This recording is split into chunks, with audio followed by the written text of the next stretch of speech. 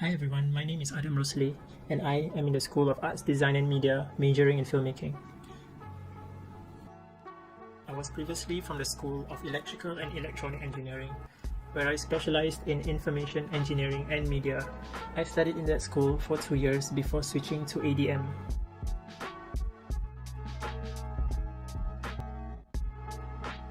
At first, I joined IEM because I thought that it was a good option for me since it has the best of both worlds, from engineering to media. But I was wrong because in year 1 semester 2 is when things start to pile up and I realized that the things that I learned in IEM, I don't see me applying it in the future, and that's when my sense of purpose start to waver and I start to doubt myself in the course that I was pursuing. Starting again.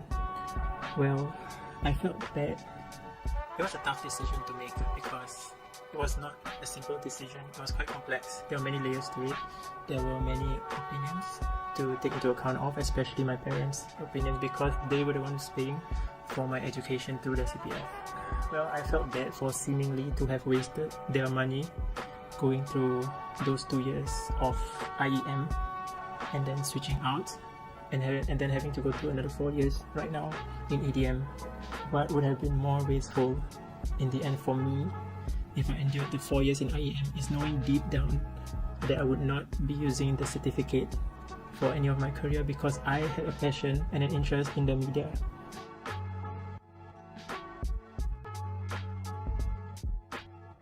For the school subsidies Mendaki, there are 2 things to take note here. One is you gotta check out whether Mendaki subsidizes the entire duration of your course, which can range from 4 to 6 years, which is just nice for me to graduate in university after 6 years being here, or whether they only cover 4 years of one course.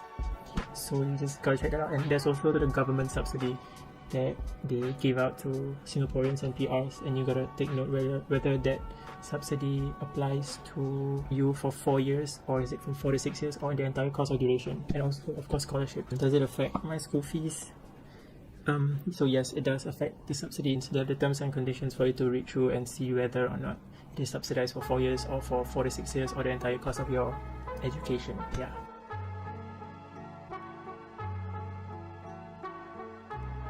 What advice do you have for students who are thinking of changing their course? Well, for one, you gotta dig deep and ask yourself very important, life-changing questions. What can get you out of bed every morning? Is it a thought of, let's say, simply by exercising, by running? Maybe you belong into something that is more physical or more practical based kind of course, or do you get excited from problem solving, critical thinking, like problem solving in math, mathematics and sciences? You read a lot about society and the human race and things like that, politics, and also you just gotta ask yourself what really motivates you to something that is intuitive, you don't really think about it, you just can do it.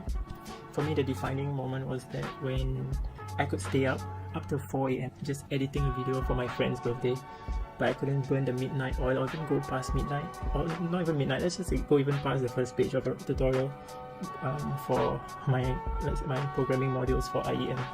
So you just gotta dig deep and ask yourself what is it that really drives you. And it's okay to change it from time to time, but there's a fundamental aspect to your attitude and your behavior that really makes you feel alive from it. Like for me, just capturing things in the moment through film and photography just makes me really appreciate life more. What would fine-tune that purpose of yours is to do something that is bigger than yourself. Involve yourself in projects that are bigger than you, that has a bigger purpose, that has a bigger impact on society or the community. Looking at the big picture, it gives you more fulfillment and a greater sense of purpose if you devote your time and energy in what you're passionate about to the greater good. Okay, and then the last point. Okay, no doubt, I faced challenges in filmmaking, and I sometimes question myself the same way I questioned myself in IEM, whether I belong here or whether the path was right for me. It is how much you're gonna stick out for that challenge. I was more willing to persevere through the challenges of filmmaking than those challenges that I faced in my previous course. and that really brings out, that really defines the switch for me. You gotta pick the battles you're gonna fight. You can't fight every battle now. You're only human and weak, limited in your capabilities, so you just gotta find the battles worth fighting for.